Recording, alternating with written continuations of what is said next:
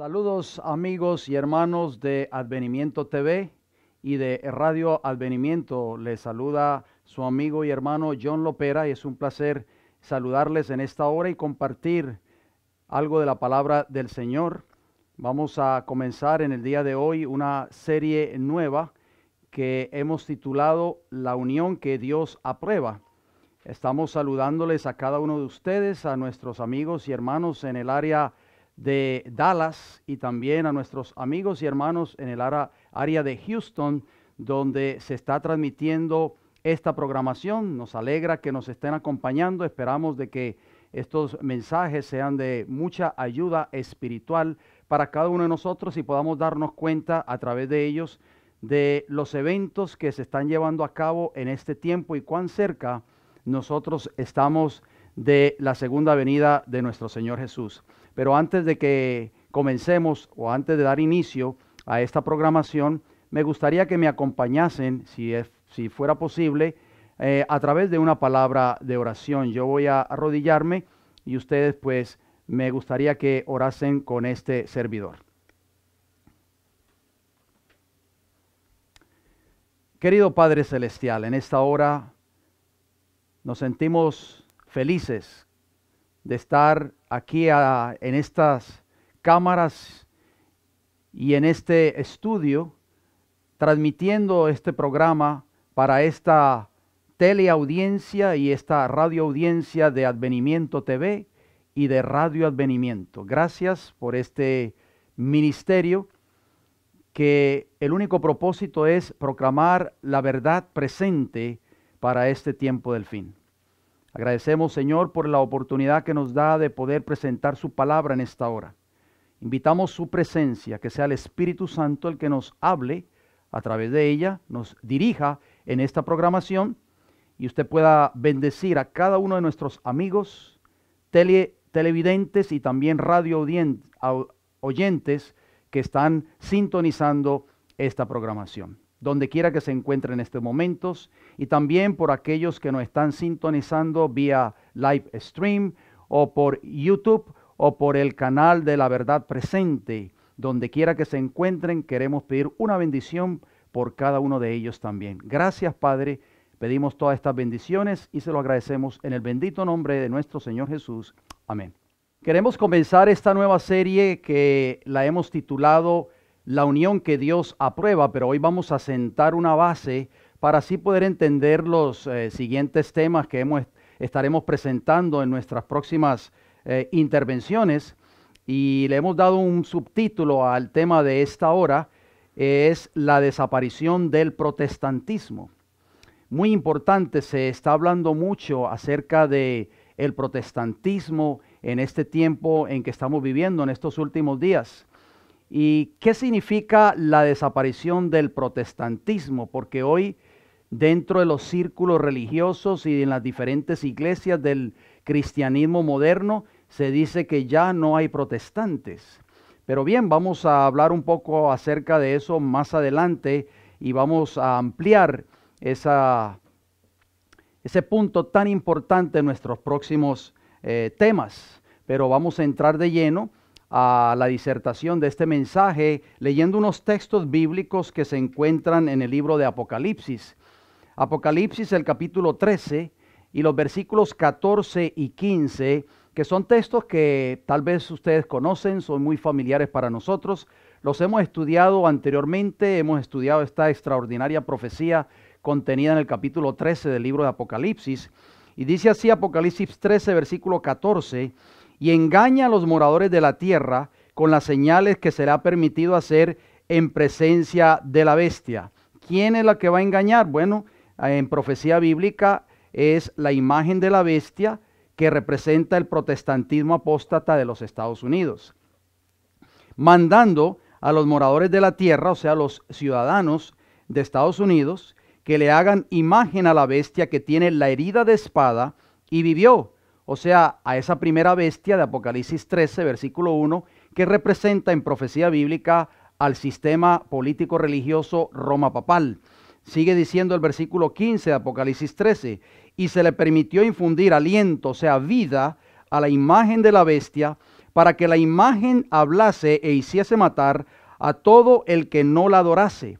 En otras palabras, mis queridos amigos televidentes y radioyentes, esto se hará aquí en Estados Unidos por medio de leyes civiles. O sea, cuando nuevamente en este país de Norteamérica se unan la iglesia y el Estado. Eso va a tomar lugar muy pronto en este país, si usted no lo sabía. Pero antes de entrar a esos detalles, más adelante los vamos a ir tocando. Permítame compartir con cada uno de ustedes una declaración muy hermosa que se encuentra en un periódico que se publicaba en el siglo XIX y en el siglo XX, llamado Las señales de los tiempos, o sea, Signs of the Times en inglés, del 28 de junio de 1883. Esto es una declaración por la señora Elena G. de White, y dice esta declaración: Lutero y sus amigos sabían que no podían esperar justicia en Roma. Ellos sabían que no habría seguridad para él en el viaje a Roma, ni seguridad después de su llegada. Los romanistas no habían sido compasivos en sus denuncias contra él, y una vez que estuviese a su alcance, ningún poder humano podría liberarlo, según esta declaración. Sigue diciendo: sus amigos eran unánimes en el deseo de que él debiera recibir su examen en Alemania. Este arreglo fue finalmente efectuado y el enviado papal fue nombrado para escuchar el caso. Las instrucciones comunicadas por el pontífice a este funcionario fueron las siguientes. Escuchen bien lo que el pontífice de Roma en ese entonces le dijo a este funcionario papal cuando llegó a Alemania: te pedimos que obligatoriamente Lutero compadezca delante de ti en persona, para procesarlo y reducirlo a la sumisión sin demora. Tan pronto como usted haya recibido esta nuestra orden, habiendo sido él ya declarado un hereje por nuestro querido hermano Jerónimo, obispo de Asculán, si él regresara al sentido de su deber y pidiese perdón por una ofensa tan grande, libre y por su propia voluntad, le damos a usted el poder de recibirlo a la unidad de la Santa Madre Iglesia.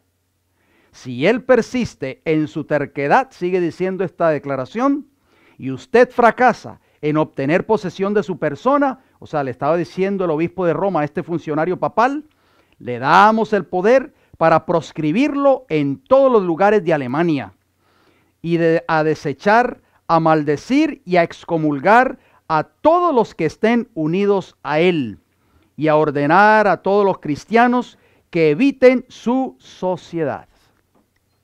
Esta era la Roma en tiempos de Lutero. Pueden ustedes darse cuenta de cómo Roma trabajaba en ese entonces. Muchos hoy piensan de que la Roma de hoy ya no es la misma Roma que era en ese entonces.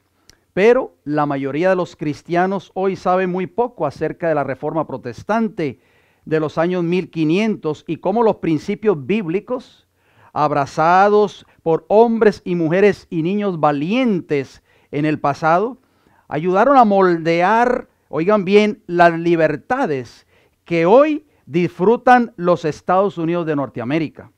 El movimiento ecuménico a nivel mundial, si ustedes no lo sabían, se ha encargado de silenciar poco a poco la verdadera voz protestante en todo el mundo. ¿Qué dije? Nunca se les olvide eso. El movimiento ecuménico mundial está poco a poco, ha ido a través de los años silenciando esa voz protestante a nivel mundial.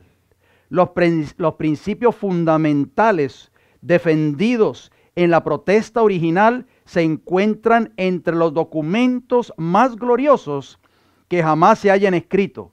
¿Cuáles son? La Constitución de los Estados Unidos de Norteamérica. Las libertades personales que goza hoy este país de Norteamérica, el creer de acuerdo a los dictados de las conciencias de cada individuo, el derecho a congregarnos, la libertad de prensa, la libertad de expresión y la forma republicana que goza este país de Norteamérica, todos, si ustedes no lo sabían, crecieron del centro de los valores de la Reforma Protestante. Pero vamos a hablar un poco acerca de la historia, porque muchos de ustedes tal vez desconocen un poco de historia en cuanto a esa primera protesta. Bien, les voy a hacer un poco de historia para que así nosotros podamos tener una base de lo que ocurrió en el antaño y de lo que está ocurriendo en los tiempos que estamos viviendo. En el siglo XIV, un monje católico llamado Martín Lutero esperaba ver reformas en la iglesia que él amaba. Sin embargo, fue lanzado a la plataforma mundial cuando atacó públicamente los abusos de la iglesia romana. Lutero mantenía siempre en alto que la salvación del ser humano, decía Lutero, era solo por fe, sola fide, decía Lutero, y sin la referencia a las buenas obras tales como las penitencias o los sacramentos de la Iglesia Católica Romana. También Lutero desafió la autoridad de la Iglesia Romana al mantener que todas las doctrinas de la Iglesia, decía Lutero, que no se encontraban en las Escrituras, debían ser descartadas. Noten lo que decía Lutero.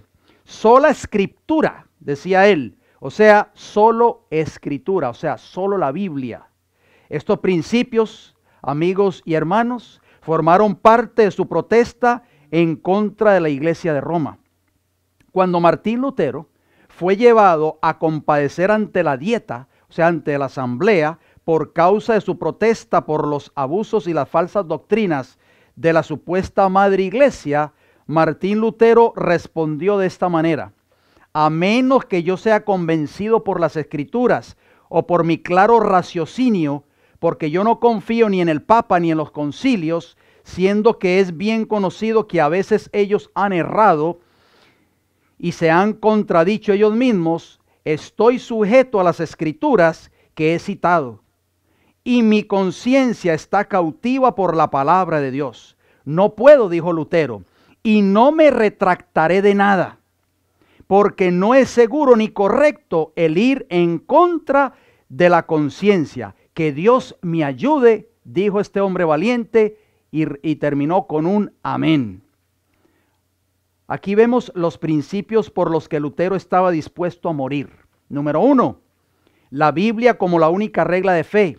Número 2, el derecho de mantener su propia libertad de acuerdo con los dictados de su conciencia.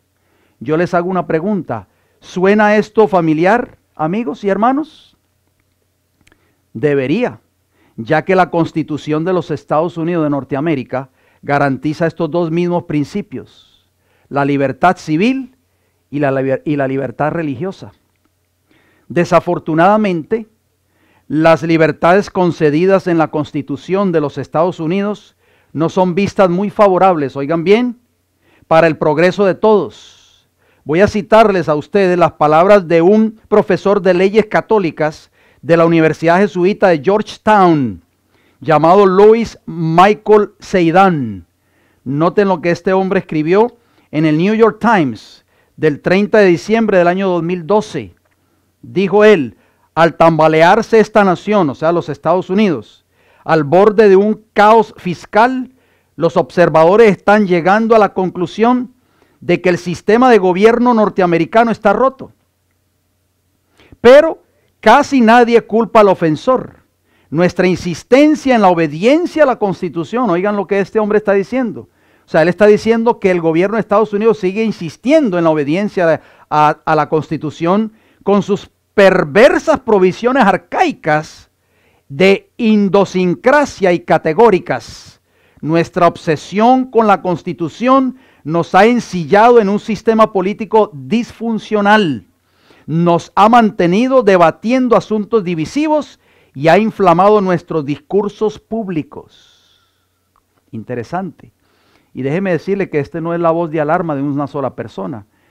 Esta posición o esta plataforma ya está en la mente de muchos políticos de Washington, inclusive congresistas. Ellos piensan que ya esta Constitución ya es arcaica, que hay que moderarla, hay que cambiarla, hay que modificarla. Noten lo que dijo una senadora llamada Dianne Feinstein, hablando al Comité Judicial del Senado. Una senadora, recuerden, 12 de septiembre del año 2013.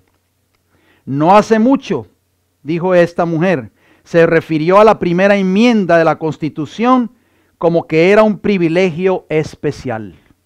¿Qué dijo esta mujer? Que la primera enmienda de la Constitución de los Estados Unidos era un privilegio especial.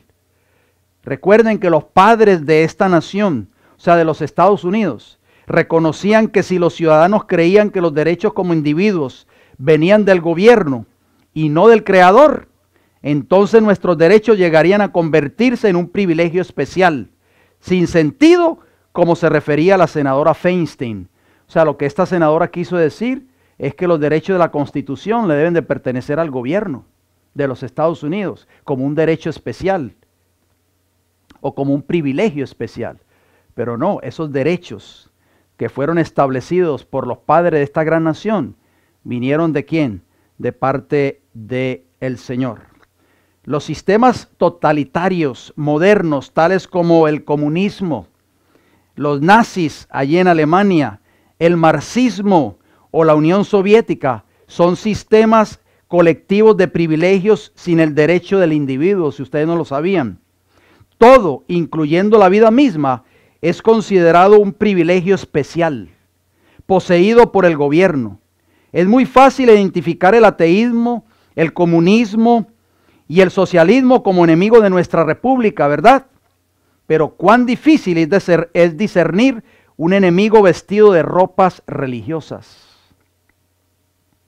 Noten lo que dijo Jesús en el libro de Marcos, el capítulo 12, porque sus enemigos, los líderes de la nación judía, estaban vestidos de ropas religiosas, eran muy religiosos. Jesús en Marcos capítulo 12, versículo 38 al 40 nos dice, y les decía en su doctrina, o sea Jesús a sus discípulos, guardaos de los escribas que gustan de andar con largas ropas, y aman las salutaciones en las plazas, y las primeras sillas en las sinagogas, y los primeros asientos en las cenas, que devoran las casas de las viudas, y por pretexto hacen largas oraciones, estos recibirán mayor condenación. En Mateo capítulo 23, el versículo 27, Jesús le hace un llamado, una amonestación fuerte a los líderes de la nación judía, a los escribas y a los fariseos. Dice así, ay de vosotros escribas y fariseos hipócritas, porque sois semejantes a sepulcros blanqueados, que por fuera a la verdad se muestran hermosos, mas por dentro están llenos de huesos de muertos y de toda inmundicia. Así que podemos darnos cuenta de que esos líderes religiosos de la nación judía estaban por fuera, eran muy religiosos, se vestían de largas ropas, como dice Marcos capítulo 12 y el versículo 38, pero por dentro eran personas malas, perversas, con un espíritu impío y el espíritu que posee Satanás. El mismo Pablo en 2 Corintios capítulo 11 versículo 14 dijo, no es maravilla porque el mismo Satanás se disfraza como ángel de luz. El apóstol Juan ve una bestia que sube del mar en Apocalipsis capítulo 13 versículo 1 que dice lo siguiente, me paré sobre la arena del mar, dijo Juan, y vi subir del mar una bestia que tenía 7 cabezas y 10 cuernos, y en sus cuernos 10 diademas, y sobre sus cabezas un nombre blasfemo. Nosotros en profecía bíblica hemos identificado esta bestia como el poder religioso y político Roma papal, que representa esa primera bestia que sube del mar, que recibió en su debido tiempo una herida de muerte. Pero en Apocalipsis 13, si usted sigue leyendo ese capítulo, en los versículos 13 y 14, o en el versículo 11 en adelante, habla de una segunda bestia que sube de la tierra, que es semejante, que tiene 2 cuernos semejantes a un cordero, pero que va a hablar como un dragón. Esa segunda bestia en profecía bíblica representa a los Estados Unidos de Norteamérica. Pero en los versículos 13 y 14 de Apocalipsis 13 dice lo siguiente, también hace grandes señales, de tal manera que aún hace descender fuego del cielo a la tierra delante de los hombres. Esto va a tomar lugar cuando esta gran nación, los Estados Unidos de Norteamérica, o sea, el gobierno de Estados Unidos, se una con el protestantismo apóstata. El protestantismo apóstata es el que se va a encargar de hacer estas grandes señales o estos grandes milagros. Dice el versículo 14, Cuando esto tome lugar, dice que va a engañar a los moradores de la tierra con las señales que se le ha permitido hacer en presencia de la bestia, mandando a los moradores de la tierra que le hagan imagen a la bestia que tiene la herida de espada y vivió. De acuerdo a esta profecía, amigos y hermanos, esta profecía bíblica, podemos decir con seguridad que aquí en este país se perderán totalmente las libertades que se conocen y valoran en Norteamérica. Citaremos a continuación, oigan bien, las palabras de Samuel Morse, inventor estadounidense del telégrafo, en su libro La conspiración extranjera contra las libertades de los Estados Unidos. Noten lo que este autor escribió, o este inventor norteamericano escribió. Cada revolución que ha ocurrido en Europa en la última mitad del siglo ha sido, en un mayor o menor grado, la consecuencia de nuestra gloriosa revolución. Las grandes verdades políticas que allí fueron promulgadas al mundo son las semillas de los desórdenes y conspiraciones y de las revoluciones de Europa, desde la primera revolución francesa hasta el tiempo presente, incluyendo la mayoría de Latinoamérica. Interesante. O sea, Samuel Morse continúa en su libro citando las palabras del Papa Gregorio XVI, que expresó cómo la Iglesia papal se siente con respecto a la Constitución, oigan bien, y libertades de los Estados Unidos en su encíclica de septiembre de 1832. Este inventor norteamericano escribió lo siguiente: de esta fuente contaminada de indiferencia fluye esa absurda y errónea doctrina, o más bien delirante, a favor de la defensa de la libertad de conciencia, por lo que los errores más pestilentes abren el curso de esa completa y salvaje libertad de opinión, que donde quiera está atentando derrocar las instituciones civiles y religiosas, y de la insolencia desvergonzada de algunos que han mantenido como una ventaja de la religión, o sea, el protestantismo, de acuerdo a este libro, La conspiración extranjera contra las libertades de los Estados Unidos, por Samuel Morse, las páginas 39, 57 y 58.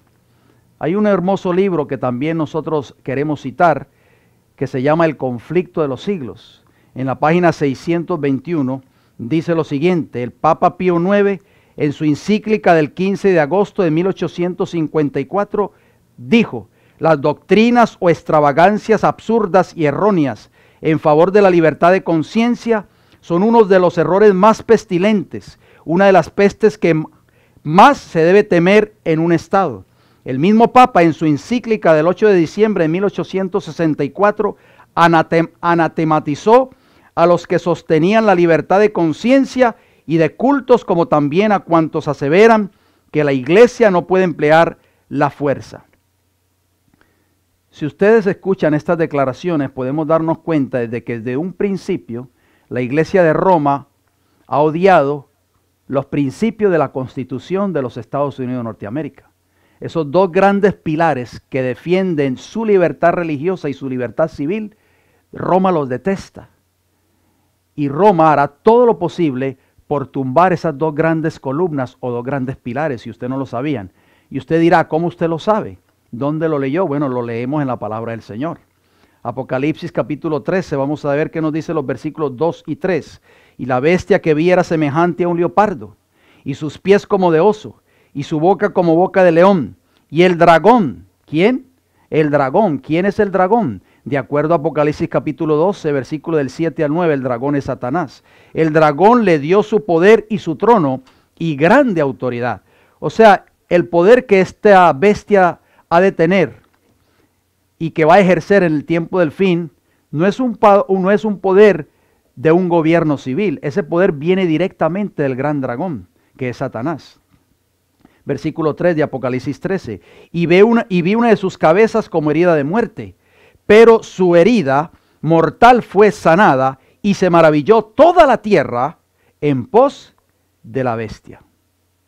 O sea que esta profecía bíblica muy pronto se va a cumplir, amigos oyentes. Y ya podemos ver que los primeros pasos Roma está dando para silenciar lo que Martín Lutero levantó, que fue el principio de la Reforma y el protestantismo.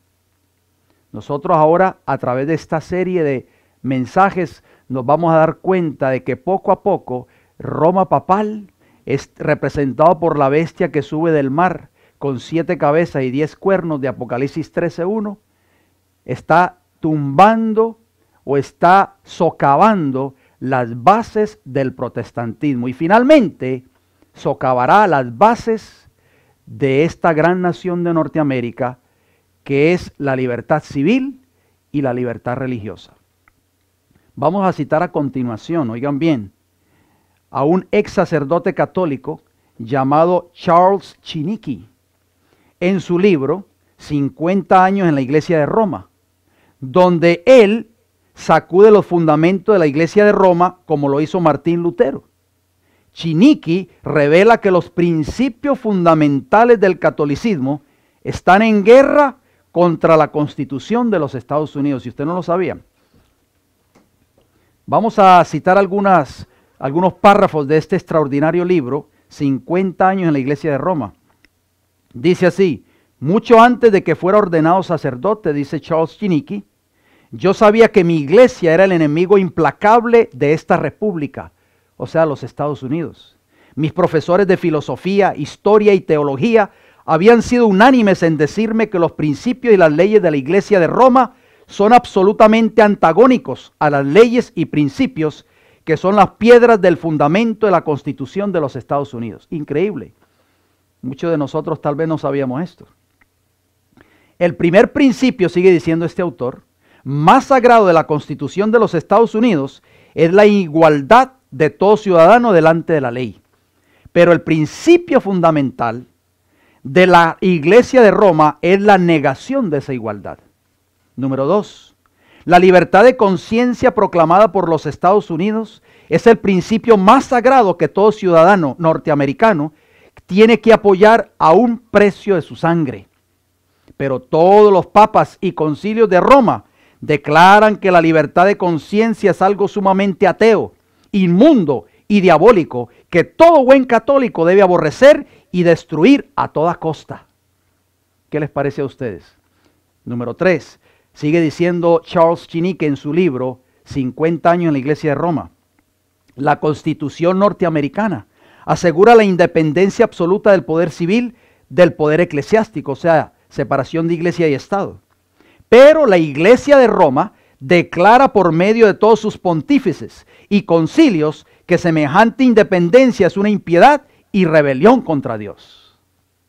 ¿Ustedes creen que Roma pensará hoy en este tiempo de la misma manera? Por supuesto que sí. Número 4. La Constitución norteamericana da libertad a todo hombre para servir a Dios según le dicte su conciencia. Pero la Iglesia de Roma declara que ningún hombre jamás ha tenido tal derecho y que solamente el Papa puede saber y decir lo que el hombre debe creer y hacer. Número 5. La Constitución de los Estados Unidos niega el derecho de cualquier persona moral a castigar a otro por diferir de él en religión. Pero la Iglesia de Roma dice que ella tiene el derecho de castigar con la confiscación de sus bienes y con pena de muerte a aquellos que difieren del Papa en la fe. Increíble. Número 6, sigue diciendo Charles Chiniquy, ex sacerdote de la Iglesia de Roma. Los Estados Unidos han establecido escuelas en todo su inmenso territorio para invitar a la gente a enviar a sus hijos para cultivar su inteligencia y llegar a ser buenos y útiles ciudadanos. Pero la Iglesia de Roma públicamente ha maldecido a todas esas escuelas y ha prohibido a sus hijos asistir bajo pena de excomunión en esta vida y condenación en la venidera. Número 7. La Constitución de los Estados Unidos se basa en el principio de que la gente es la fuente principal de todo poder civil. Pero cientos de veces la Iglesia de Roma ha proclamado que este principio es impío y hereje. Ella dice que todo gobierno tiene que basarse sobre el fundamento de la fe católica. ¿Oyeron eso? Todo gobierno, dice Roma, que debe basarse sobre el fundamento de la Iglesia Católica. Y usted dirá, o de la fe católica, y usted dirá, bueno, eso era para ese entonces, en los años 1800, por ahí. No. Vamos a citar más adelante un libro escrito en este siglo que estamos viviendo tal vez, o en el siglo XX. Dice que todo gobierno tiene que basarse sobre el fundamento de la fe católica, con el Papa como su única fuente legítima y el único intérprete infalible de la ley. 50 años en la Iglesia de Roma, por Charles Chiniquy, páginas 345 y 346. Vamos a presentar algunas otras fuertes declaraciones por la Iglesia de Roma del mismo libro que acabamos de citar. Número 1, dice aquí, la Iglesia es necesariamente intolerante, o sea, la Iglesia de Roma, por supuesto. Ella tolera la herejía donde y cuando tiene que tolerarla, pero la aborrece y dirige todas sus energías para destruirla. Una vez que los católicos ganan suficiente mayoría numérica en este país, o sea, en los Estados Unidos, la libertad religiosa terminará. Así dicen nuestros enemigos y así lo creemos. ¡Wow! O sea que muy pronto la gran mayoría, tanto en la Corte Suprema como en el Senado y el Congreso, cuando esa gran mayoría esté controlada por católicos romanos, pues su libertad religiosa y mi libertad religiosa en este país terminará. Número 2, sigue diciendo, ningún hombre tiene el derecho de escoger su religión. Número 3, la Iglesia, o sea, la Iglesia de Roma, no acepta y no puede aceptar ni de ninguna manera favorecer la libertad en el sentido protestante de la libertad. Y ustedes ahora se dan cuenta por qué Roma va a la vanguardia del ecumenismo moderno para tumbar prácticamente todos los pilares que construyó el protestantismo. Número 4, sigue diciendo este libro, la Iglesia Católica es el medio y el canal por el cual se expresa la voluntad de Dios. ¿Qué? La Iglesia Católica y no la Biblia es el canal por el cual se expresa la voluntad de Dios.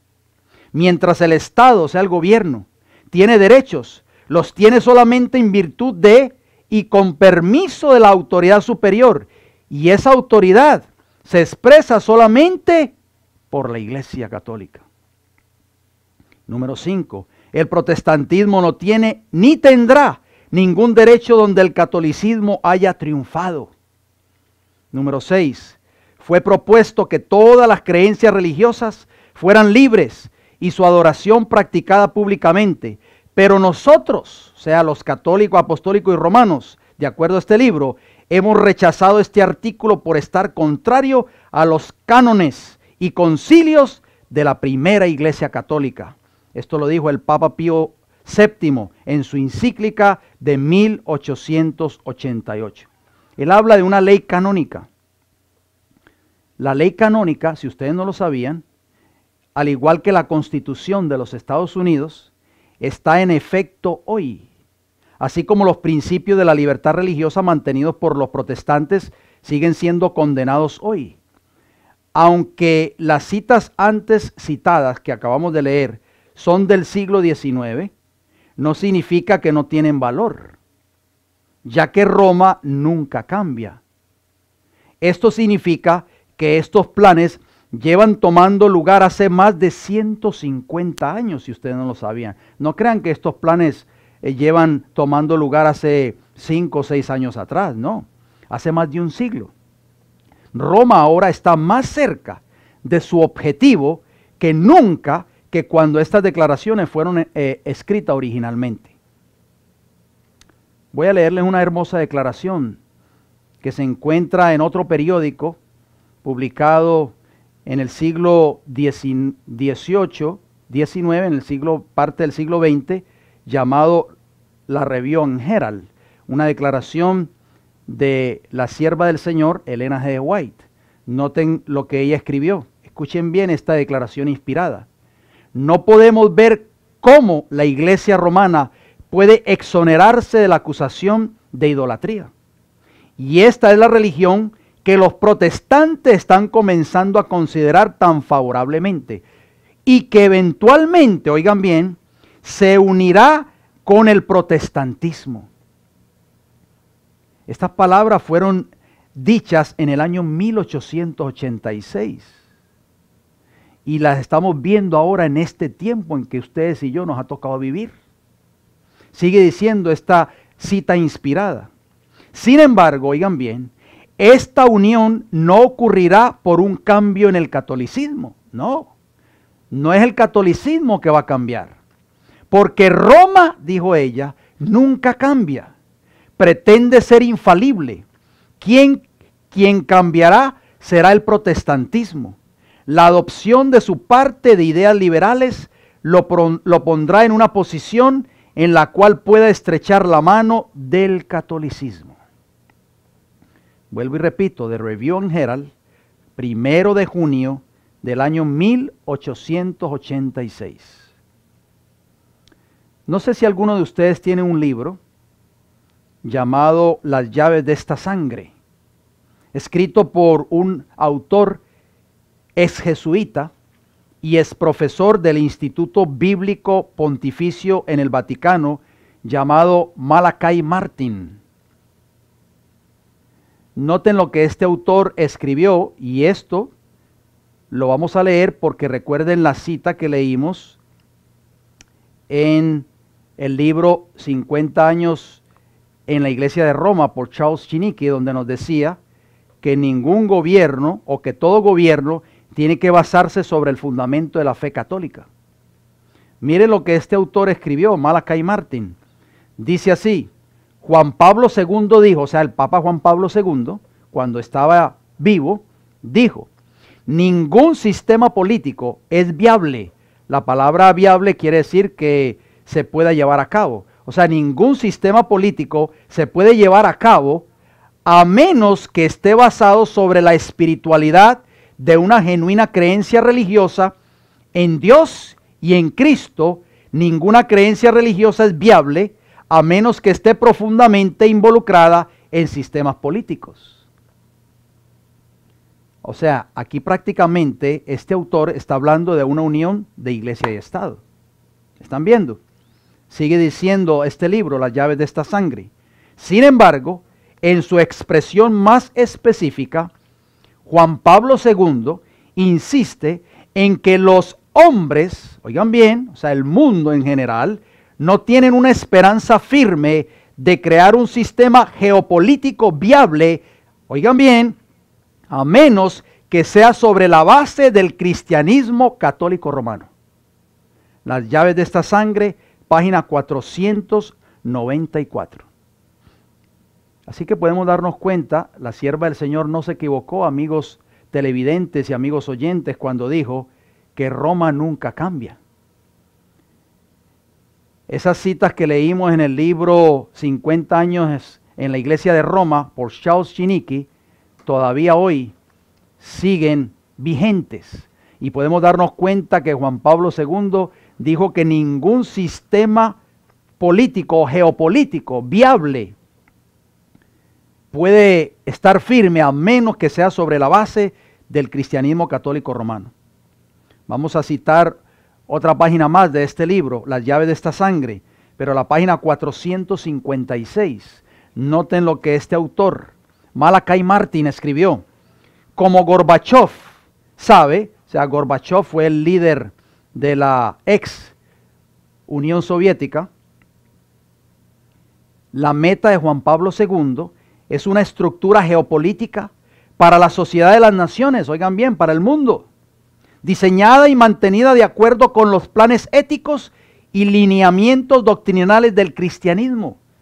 Cuando habla del cristianismo no está hablando de las iglesias cristianas, está hablando del catolicismo, tal como lo enseña y lo propaga el pontífice romano como vicario terrenal de Cristo. El Papa Francisco recientemente en su encíclica Caritas in Veritatis dijo lo siguiente: para gobernar la economía mundial, para sanear las economías afectadas por la crisis, o sea, por la crisis mundial, urge la presencia de una verdadera autoridad política mundial. ¿Cuál es esa autoridad política mundial? ¿Cuál ustedes creen que es? Por supuesto, Roma papal, la Iglesia Católica Romana. Así que a la luz de estas pruebas, amigos y hermanos, hemos presentado o podemos ver que esta autoridad mundial que quiere ir a la vanguardia de un gobierno mundial es la Iglesia Católica Romana, tal y como está descrito en la profecía de Apocalipsis capítulo 13. Pero ¿cuáles son los objetivos del ecumenismo? Vamos a citar una declaración de una fuente de noticias católicas. Dice lo siguiente: el presidente de la doctrina del Vaticano dijo el sábado que la meta de las discusiones sobre la unidad de los anglicanos y los católicos es hacer volver a los protestantes a Roma. Oigan bien, ellos lo admiten, no lo están escondiendo. ¿Se acuerdan lo que decía la mensajera del Señor? ¿Qué decía ella? Que esa unión que va a venir entre protestantes y Roma papal no va a ocurrir por el cambio del catolicismo. Los que van a cambiar son los protestantes.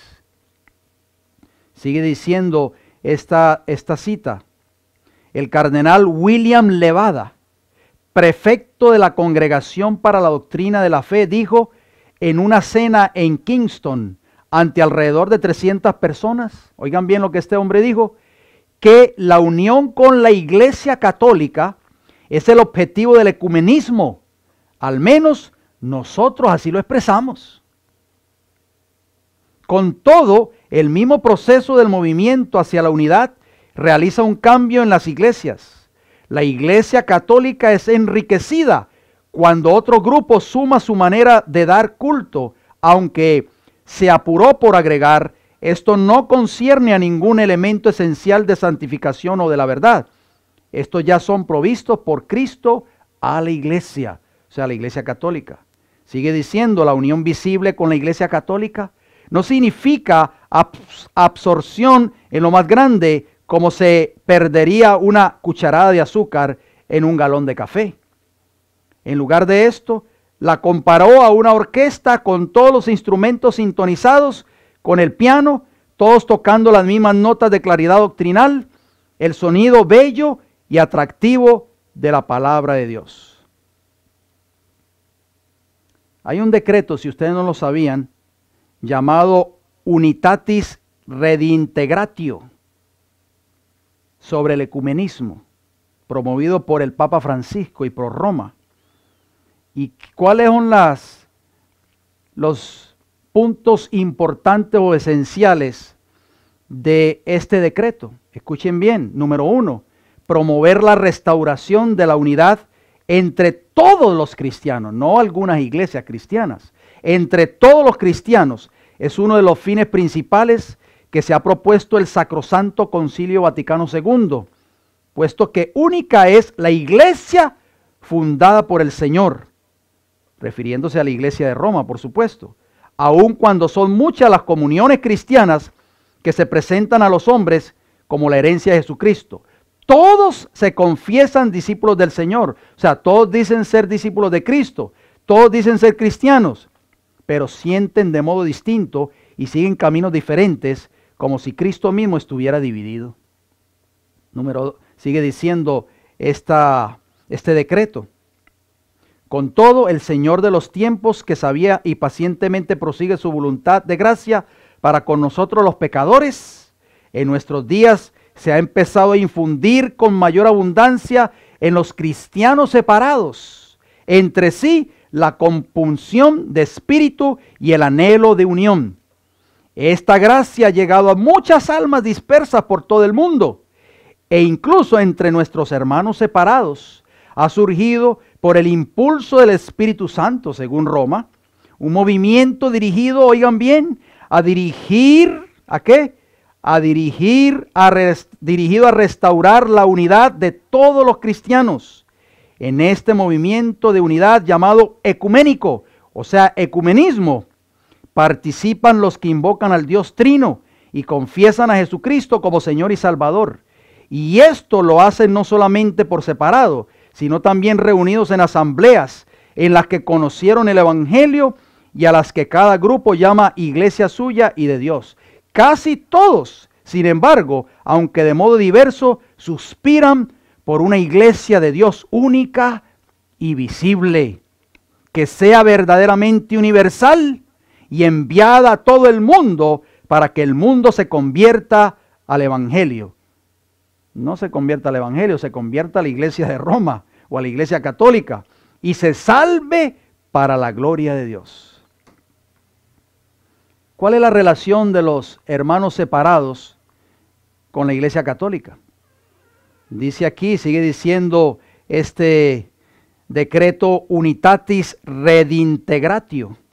Escuchen bien, en esta una y única iglesia de Dios, ya desde los primeros tiempos se efectuaron algunas escisiones, o sea, rompimientos, que el apóstol condena con severidad, pero en tiempos sucesivos sugirieron discrepancias mayores, separándose de la plena comunión de la iglesia, no pocas comunidades, a veces no sin responsabilidad de ambas partes.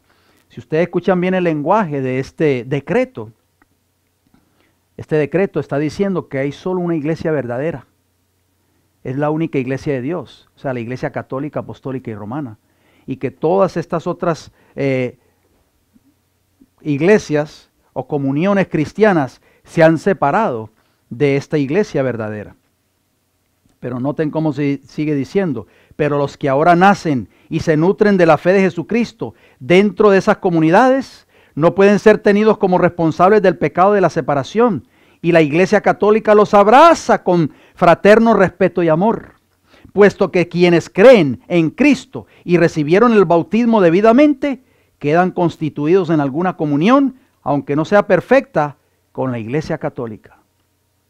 Ahí podemos darnos cuenta, amigos y hermanos, que el único propósito de Roma es acabar con el protestantismo.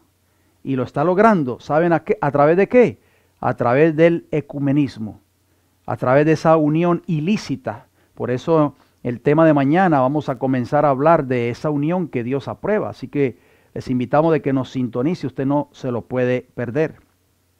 Termina esta cita diciendo que por causa de las varias discrepancias existentes entre ellos, o sea, entre esos grupos religiosos cristianos y la Iglesia Católica, ya en cuanto a la doctrina y a veces también en cuanto a la disciplina, ya en lo relativo a la estructura de la Iglesia, se interponen a la plena comunión eclesiástica no pocos obstáculos, a veces muy graves, que el movimiento ecumenista trata de superar. Sin embargo, justificados por la fe en el bautismo, quedan incorporados a Cristo y por tanto reciben el nombre de cristianos con todo derecho y justamente son reconocidos como hermanos en el Señor por los hijos de la Iglesia Católica. Ustedes sabían que hay un libro que se llama, originalmente cuando fue escrito, llevaba como título La Gran Controversia, la versión en inglés. Y a la luz de estas citas que acabamos de leer, de este decreto de la Iglesia de Roma sobre el ecumenismo, esta sierva del Señor, inspirada por Dios, Elena G. de White, escribió en este libro La Gran Controversia, para nosotros hoy el conflicto de los siglos, pero la versión 1888, en la página 448, lo siguiente, escuchen bien lo que ella escribió. Al ganar favor el movimiento, oigan bien, ¿qué movimiento? Al ganar favor para el movimiento, para el establecimiento del domingo, él, o sea Satanás, se regocija, sintiéndose seguro de que eventualmente, oigan bien, traerá a todo el mundo protestante bajo la bandera de Roma. Yo cuando leo estas declaraciones me maravillo, porque me doy cuenta cada vez más de que esta mujer fue inspirada por Dios. Y cómo estamos viendo en este tiempo que nos ha tocado vivir el cumplimiento exacto de las palabras que acabo de leer. En otro libro, llamado Espíritu de Profecía, el volumen 4, la página 381, Noten lo que esta sierva de Dios escribió. Las iglesias protestantes están en gran oscuridad. O discernirían las señales de los tiempos. La iglesia romana no está lejos de alcanzar sus planes y modos de operación. Ella emplea cada treta para extender su influencia y aumentar su poder en preparación para un feroz y determinado conflicto de volver a alcanzar el control del mundo. Ese es el objetivo de Roma y lo está logrando a través del ecumenismo a nivel mundial. De restablecer la persecución, sigue diciendo la cita, y de deshacer todo lo que ha hecho el protestantismo. ¿Por medio de qué? ¿Cuál es la herramienta? En la Edad Media usó la persecución, pero en este tiempo está usando el ecumenismo y el apoyo de todos los gobiernos a nivel mundial. Y termina la cita diciendo, el catolicismo está ganando terreno en cada lado de nuestro país. Wow, yo me maravillo de estas declaraciones, amigos y hermanos, porque esto lo estamos viendo con nuestros ojos. En el mismo libro, Espíritu de Profecía, tomo 4, página 388, ella escribió, así como las iglesias protestantes han estado buscando el favor del mundo, una falsa caridad ha cegado sus ojos. Ellas no ven sino aquello que creen que todo malo es bueno. Y como resultado inevitable, ellas creerán, oigan bien, finalmente mal de todo lo bueno. En vez de permanecer en defensa de la verdad que una vez fue entregada a los santos, en vez de levantar esos estandartes de la verdad presente, están ahora como lo fuera disculpándose con Roma por su dura opinión de ella, rogando por el perdón de su fanatismo. Muchas iglesias del protestantismo moderno hoy, inclusive el pueblo de Dios, el Israel moderno, están hoy disculpándose con Roma por su dura opinión de ella y rogando inclusive perdón por su fanatismo. La iglesia que dice ser el pueblo de Dios, si ustedes no lo sabían, amigos y hermanos, debe estar separada del papado. Dice esta autora en un libro maravilloso que se llama Signs of the Times, 19 de febrero de 1894, o sea, señal de los tiempos. Escuchen lo que ella escribió. El Señor ha pronunciado una maldición sobre aquellos que quitan o añaden a las escrituras. El gran yo soy ha decidido lo que debe de constituir la regla de fe y doctrina. Y Él ha diseñado que la Biblia debe ser un libro de la familia. La iglesia que sostiene la palabra de Dios está irreconciliablemente separada de Roma. ¿Oyeron eso? Nunca se le olvide esas palabras. La iglesia, amigos y hermanos, que sostiene la palabra de Dios, que dice ser el pueblo de Dios, debe estar irreconciliablemente separada de Roma. ¿Qué entiende usted por irreconciliablemente? Que nunca va a haber una reconciliación. Los protestantes estuvieron así, una vez separados de esta iglesia de apostasía. Pero ellos se han acercado casi a ella, sigue diciendo, y están aún en el camino de reconciliación hacia la iglesia de Roma. Roma nunca cambia. Dijo ella en el año 1894 que los protestantes ya estaban en camino de la reconciliación. En esos tiempos, cuando ella escribió esta declaración, no existía el ecumenismo. Pero ahora estamos viendo el cumplimiento fiel de sus palabras. Sus principios no han alterado en lo más mínimo, o sea, los principios de la iglesia de Roma. No ha disminuido la brecha entre ella y los protestantes. Ellos son los que han hecho todo el avance. Pero ¿cuál es el argumento del protestantismo de hoy día? Pregunta ella. Es el rechazo de la verdad bíblica lo que hace a los hombres acercarse a la infidelidad. Es una iglesia apóstata, oigan bien, la que disminuye la distancia entre ella misma y el papado. Cuando una iglesia que dice ser cristiana y que dice ser el pueblo de Dios se acerca a Roma papal, es una iglesia apóstata. Son las almas como Lutero, Ridley, Hooper y los miles de hombres nobles que fueron mártires por el bien de la verdad, los verdaderos protestantes. ¿Eres tú, hermano querido, hermana querida que me escucha en estos momentos, un verdadero protestante? ¿Sigues teniendo hoy el espíritu de Martín Lutero y de todos esos reformadores? Sigue diciendo ella, permanecieron como fieles centinelas de la verdad, declarando que el protestantismo es incapaz de unirse con el romanismo, pero que debe de estar tan distante como sea posible de los principios del papado, como lo está el oriente del occidente. Esto es increíble. Pero ¿qué está sucediendo hoy en el tiempo que estamos viviendo? Todas las iglesias protestantes uniéndose con Roma papal. Y ella dijo en ese entonces que los principios del protestantismo deben estar separados, tan distantes como el oriente del occidente del poder papal. Tales defensores de la verdad no podían menos armonizar con el hombre de pecado que lo que pudiesen haber armonizado Cristo y sus apóstoles. En épocas tempranas, sigue diciendo esta sierva del Señor, los justos sintieron que era imposible afiliarse con Roma. Y aunque su antagonismo hacia ese sistema de error fuese mantenido a riesgo de su propiedad y de su vida, aún así tuvieron valor para mantener su separación y resueltamente lucharon por la verdad. ¿Cuántos hoy tienen este espíritu? Pregunto. ¿Cuántos hoy están dispuestos a perder su vida inclusive por mantener estos principios? La verdad bíblica era para ellos más querida que la riqueza, el honor y aún la vida misma.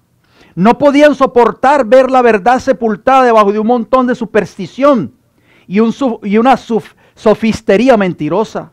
Tomaron la palabra de Dios en sus manos y levantaron ante la gente el estandarte de la verdad, declarando audazmente lo que Dios había revelado a través del escudriñamiento diligente de la Biblia.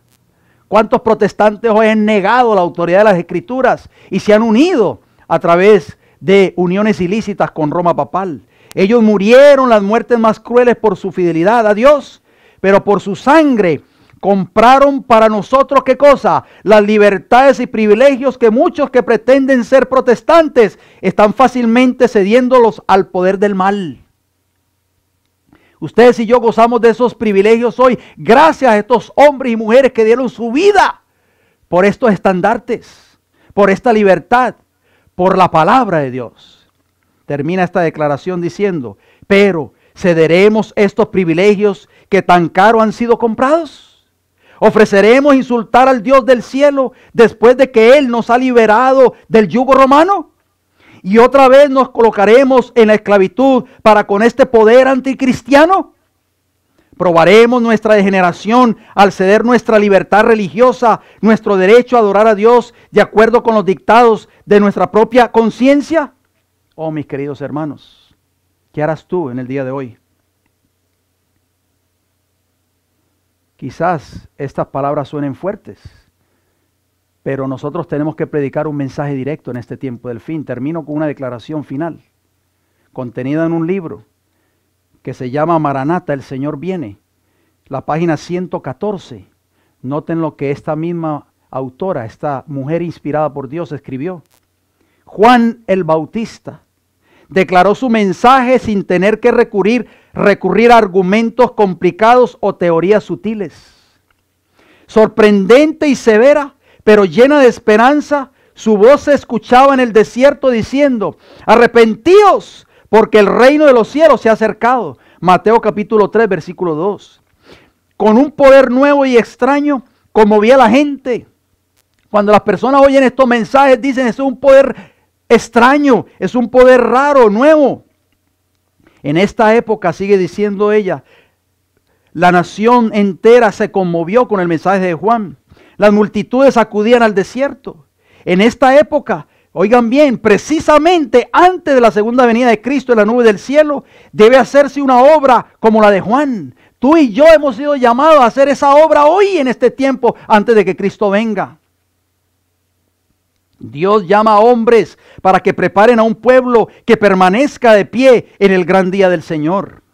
Como pueblo que cree en la pronta venida de Cristo, tenemos un mensaje que dar. Prepárate para venir al encuentro con tu Dios, de acuerdo a Amós 4:12. Nuestro mensaje, oigan bien lo que esta mujer escribió, nuestro mensaje debe ser tan directo como el de Juan. Reprendió a reyes por su iniquidad, a pesar de que su vida corría peligro.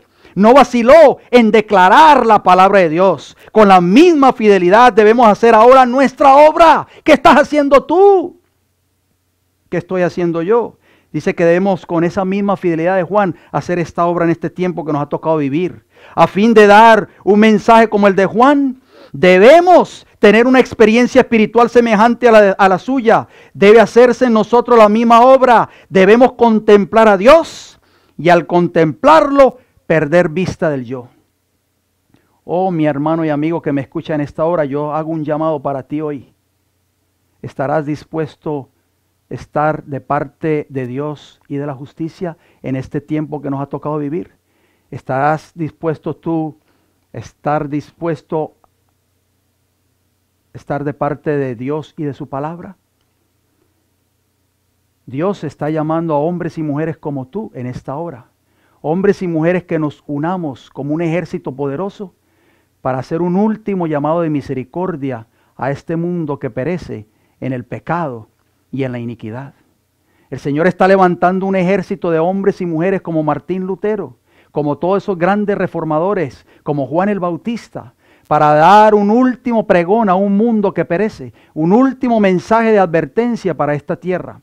Queremos hacerte un llamado a ti en esta hora, hermano o hermana que me escuchas, amigo o amiga que me escuchas, para que tú te levantes y te unas a este ejército poderoso que el Señor está levantando en diferentes lugares, no solamente en el área de Dallas o de Houston o de otros estados de esta gran nación de Norteamérica, sino en otros países de Centro, de Suramérica y del mundo entero.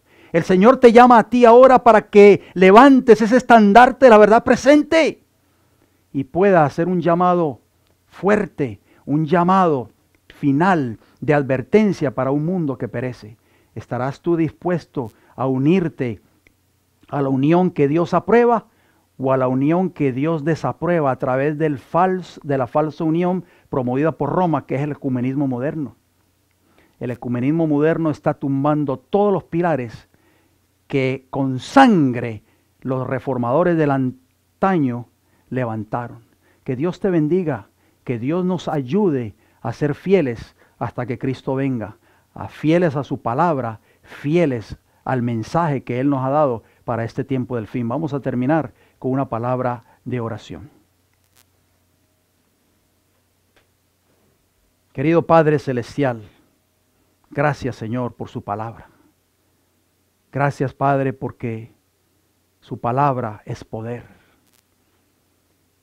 Gracias por darnos el privilegio de presentar este mensaje al mundo que nos escucha. Padre, si hay alguna persona que nos ha escuchado en esta hora, que está en el valle de la indecisión, pedimos que el Espíritu Santo toque su corazón. En esta hora le rogamos, Padre, de que este mensaje, el mensaje del Evangelio eterno para el tiempo del fin, el mensaje de los 3 ángeles, pueda ser proclamado con poder por un pueblo que se está preparando para la segunda venida de Cristo. Esperamos de que ese pueblo sean cada uno de nuestros amigos y hermanos que nos están sintonizando en esta hora. Gracias Señor por darnos el privilegio de haber participado en esta hora. Quédese con nosotros el resto de esta hora. Le pedimos y lo agradecemos en el nombre de Jesús. Amén.